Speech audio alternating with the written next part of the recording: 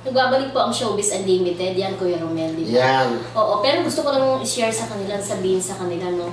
Sana i-respeto na lang din yung pagkamatay ni Jam na kasalukuyan nakaburol ngayon sa Paranaque po, sa Paranaque, sukat.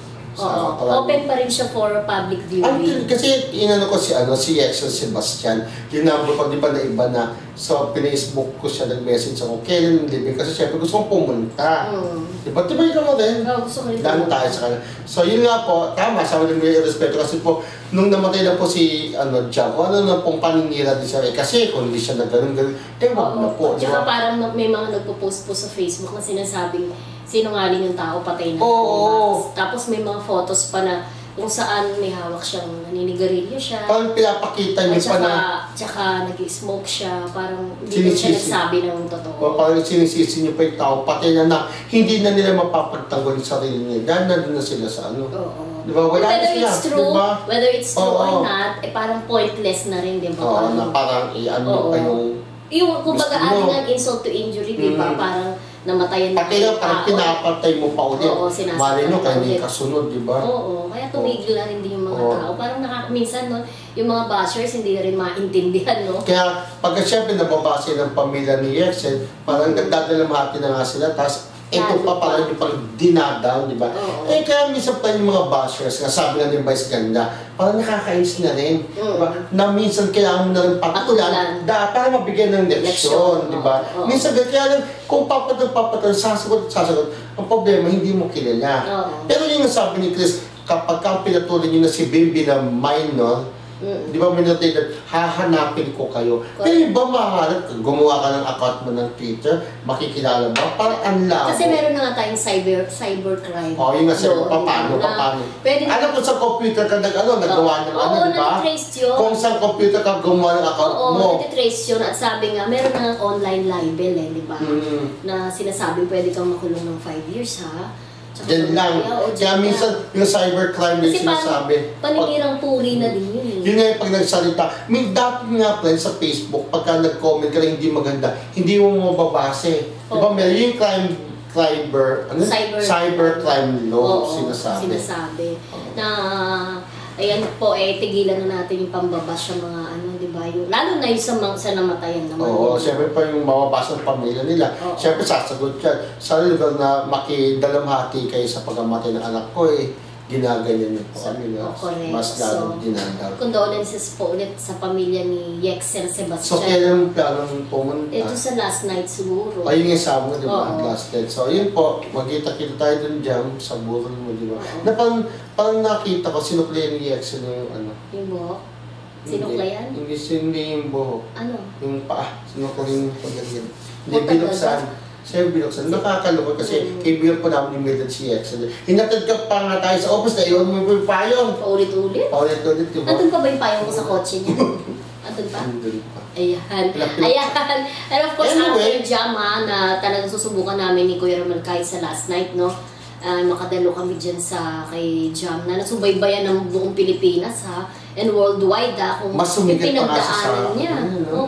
Sumikat siya, no? Bigla na hindi makala YouTube sensation. Pero kaya nakakalungkot na parang ang bata pa niya parang puno. Pero sino nga tayo para question yung kagustuhan ni Lord? Siguro time niya na yun. Kasi yung iba na didetect na merong lung cancer pag matanda na, di ba? Pero siya, nakakalungkot lang ng ganong edad, di ba? Talagang nagpaalam na siya sa atin. Ayan. So, naalala ko naalala ko ng time na natutulog ako kay Yexel, katabi ko si Yexel, katabi namin yung kapatid niya. Ayoko na okay tungkol sa pamilya niya. Kasi nga, yun nga, medyo Pero, total, nababasa niyo naman hindi sila ganun kakulos dati sa mami nila. Pero kasi may ibang family yung mami niya, di ba? Alam ko wala. Yung daddy niya may ibang family din. Well, silang tatlo ng kasi kinikwento nga ni Chris na umahanga nga siya kasi may ibang family na yung daddy niya, nandun daw lahat. Nandun daw lahat dun sa hospital. Anyways, ayan nga, meron na tayong kwentong sasabihin ko. Kwentong Ding Dong Dantes na masama daw ang loob, ha? Sa close friend at direktora ng si Eric Mati dahil ang upcoming project sana na gagawin niya ay hindi na siya ang bida, kundi si John Lloyd Cruz. Oo nga, yung pong Ponzi, di ba? Yes. Na napag-usapan na po nila nung una na yun po yung susunod na gagawin niya with Direk Mati after po nito Aswang Chronicle. Correct. Di ba? Yun na sinali sa Film Fest itong nakaraang 2014. Pero yun nga po, nagwenta ng si Ding Dong na bakit hindi napunta sa akin? Bakit sa iba? Pero yun nga, parang ayaw niyang mag-comment, ayaw niyang magsalita ng against parang kay Direk Mati. Pero nga, masama talaga daw. At ang sabi niya, willing ka pa rin bang makatrabaho? Siyempre, hindi niya agad nasagot, diba, sa Direk Mati. Pero ang sabi niya, this time, alam na daw niya na kung sino yung mga taong makakahalubilo niya. Kasi nung una parang hindi niya pa kilala. Akala niya, gano'n niya nakakilala. Pero ngayon, nag-iingat na rin siya, di ba? May mga tao akala natin kilala. Kilala mo na. Parang gano'n katiwala. Oo, so... Ako mag-vote item ka naman sa isang kaibigan. Sumama ang loob niya talaga. No, sumama ang loob. Kasi siyempre, parang excited na siya na gawin yung film na talagang parang, alam niya, mapapagmalaki niya ito eh. Baka may rason naman si Direk Eric Mati kung bakit pinilit niya si John Lloyd Cruz. So siguro bankability ba yung sinasabi? Kano ka lang bankability naman si Dingdong. Kaya lang, yun ang may mabigat na reason. Kaya lang sana, kinausap niya for friendship sake. Dong, sorry ha. Silitaan ng Belboy nagsasalita. Ding Dong! Ding Dong! Ito, yung project since baka hindi mo magawa dahil kailangan na madaliin to, nahabang namin tayo ni Playdate, ibibigay na namin kay John Lloyd. And speaking of John Lloyd Cruz, nominado po siya for Best Actor sa dati na Star Awards sa Sunday para po sa pelikulang The Trial. So, abangan po natin kung may uuwi po ba ni John Lloyd ng trophy o iba po ang manalang Best Actor. At minove daw ni Gretchen Barreto Yes! Na nominado naman sa Best Supporting Actress sa pelikula pa rin The Trial ang kanyang flight to London para i-celebrate ang kanyang birthday dahil nandun ang kanyang anak na si Dominic para lamang makatin sa Star Awards. So yun po kasi sabi po ni Gretchen, pagka nominado ka, may chance ka pong manalo, di ba? Lahat naman po doon, lahat po ng nominado yung magagaling. Pero, mamimili lang po ng isa kung sino talagang mas karapat dapat manalo or pwede rin mag-tie, di ba? Depende po yung sa magiging resulta ng bilan o ng botohan namin, di ba? So yun nga po, si Gretchen nakakatawa-added pa siya sa Star Awards. Pero tingnan po natin kung siya ba mag-uwi ng Best Supporting Actress Trophy or mapupunta sa iba. Kasi pagka siya nanalo, sasabi niya, ay, mabuti na lang pala, hindi ko muna tinuloy yung flight ko dahil mag-uwi pala ako ng trophy. O, madidismaya po ba siya? Correct. Abangan po natin yan, no? Yes. Sa linggo na po yan, Star Awards for Movies. Yes, oo. And anyways, with that blind item mo. Yan, blind item. Talagang biglaan na, no? Anyway, sino tong isang dati. Hindi na siya artista ngayon. Na artista pa rin na biglaan eh. Sino itong artista pa na mahusay na actor, award-winning na siya, no? Nung kabataan niya, medyo may edad na kahit pa paano, teenager, no? Na minsan po ay nalulung sa drugs. Nalulung sa drugs. Kilala ko yan, ha? Oo, kilala mo. Close. Nakapunta sa bahay. Pero hindi natin pwede sabihin na nalulung sa drugs, tapos binigyan ng second chance, no? Na rehab. Tapos after po na na-rehab, tinignan ko magbabago. Ngayon po ay na-rehab na naman. For the second time. For the second time na parang, oops, sayang binigyan ka na ng second chance, diba, na para magbago dahil mo ka pa ng mga actor. Pero hindi mo kinaya na nakalampas ka ng rehab. Natukso ka na naman, nalulong ka na naman sa drugs. Kaya ang ending, balik ka po sa rehabilitation center. So wala siyang leksyon? Walang leksyon? Pero this time parang ito na nagsisisi na siya na gusto niya na ulit lumabas. At this time, talaga daw tutuloy-tuloy niya na yung pagbabago niya. So nakalabas na siya sa rehab ngayon? Nakalabas na, pero doon muna siya pumasok ulit? Hindi, doon na muna siya sa bahay nila ulit. Nakalabas na. Sa rehab. Okay. So, sino itong mahusay na young actor? Young actor pa rin, no? Sino mo siya? Nagbida na po siya sa isang pelikula nung bata pa siya. Child actor. At malapit din sa amin. Malapit sa'yo pero binline item mo. Hindi, malapit. Malapit sa akin, pero hindi kami ganun kalapit.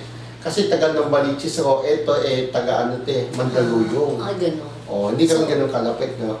Correct. So, sino itong young actor na ito? So, yun nga po, nagbida na sa isang pelikula nung bata pa siya. child actor, no? So, Dalawang beses po dahil pero ngayon nakalabas na rin at nangako na po siya na hindi na po siya talaga mag-drugs, gagamit, hindi mahuhog sa drugs at yun nga po pag dapat gayahin niya si J.M. De Guzman, oh, di ba? Kaya naniniwala ko ba pa sa kasabihan, an addict is always an addict? Parang may ganun, parang diba? hindi naman. Pero ako galing, parang hindi naman. Pero kung talagang gusto mo magbago, ako po, nung time na nag-drugs ako, joke! Hindi, yun naman papagmalaki namin ni Mildred, no? Si Mildred po, tsaka ako, never kaming uminom, never kaming nanigarilyo, never po kaming nag-drugs, di ba? Although may mga kasamaan po kami na nag-drugs. Pero ang maganda rin sa kanila, nagbago naman. Diba? Nagbago, nakabalik sa show business, di ba? At yumabang. Correct. Yung iba, di ba? So nakabalik lang yumabang. Nakabalik, akala mo na kung sila, asa maganda pa, mag-drugs ka ulit. So, diba? Hindi, huwag niyo pong isipin yung paggamit ng drugs.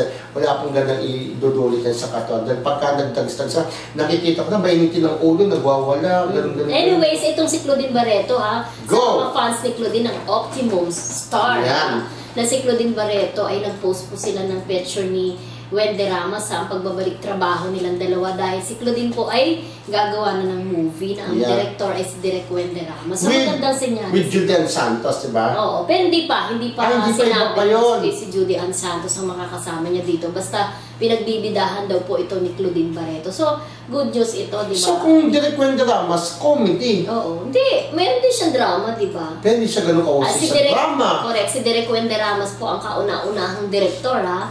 Ni Claudine Barreto na mula sa puso noong 1997. Siya ba yun? At siya din ang unang direktor ni Claudine sa movie noong 1997 din ang Dahil Mahal na Mahal Kita. Ito ba yung Rosel Nava? Rosel Nava. And Dito Ocampo. Yes, Dito Ocampo and Rico yan. Ito ba yung parang na gumawa ng parang si Dieter na kunwari nagalikan sila, kunwari kinuna ng video, tapos pinanood sa school. Yes, yun yung time na hindi ko masyadong marunong umarte si Dieter. Speak of Dieter, makakatambal niya si Judy Ann Santos sa bagong serye ni Juday sa ABS-CBN with Richard Yap. Hindi na si John Estrada. Hindi na ba? Ayaw nga diba? Sabi niya sa atin nung nagsama tayo. Oo. Nung nag-dinner tayo, di ba? Pero nasa show pa kami, ha? Okay, nag-show pa kami yung video. Nagpapaalam na naman kami. Correct. Anyway, thank you so much po. Para magkita tayo. Anyway, maraming salamat po sa panonood dito sa show namin ni Mildred Bacon. Samahan niyo po ulit kami sa Lunes, no? Yes, sa Lunes. Go! Yan, samahan niyo po kami ulit sa Lunes. Sa maraming showbiz news po na sa mga narinig niyo po kanina, pwede niyo pong balikan yan sa aming episodes, psrtv.ph. At ang pinakabagong showbiz portal po ngayon, psr.ph, ha? May kolong po kami dalawa ni Kuya Romel. Yan po ang nangungunang portal sa ngayon. Napakaganda po ng layout, talagang binabasa, inaba. Yan po ang psr.ph. Yan, abangan niyo po, manood po kayo dyan. Click niyo lang po yung www.psr.ph. At ito pong show naming Showbiz Unlimited ay mapapanood sa www.psr.tv. Babati lang tayo. Thank you so much sa Nils.Glow kahapon, ha? Kahapon mag-patient po kami. Ang mag-asawa. Ferdy and AJ Papenya. Correct. At binabati rin natin ang ating friend dyan sa Germany na si Ana Mayra Abayo at ang kanyang mga kaibigan, ha? At sila Tiki Babes Dancers, Jesseline Oswa, Marites Bazan, Rose Vergara, Janet Cardenas, Fatima Varga. Thank you so much, Meg. Hi po. Nakakatawa yun si Ana Mayra. Ana Mayra. Nakakatawa, magtatanong mo na, pwede po makipag-friend sa Facebook kasi napapanood niya tayo. Hi, alam mo na, taga-German, no? Germany. Taga-Germany, brother. No? Yung Filipino community daw dyan sa Germany nakatutok sa atin. Hi po, sa Filipino community. Anyways, thank you so much. Ito po si Mildred Amistad Bacon. At ito naman po si Romel Placente. Salamat po sa panonood sa Showbiz Unlimited.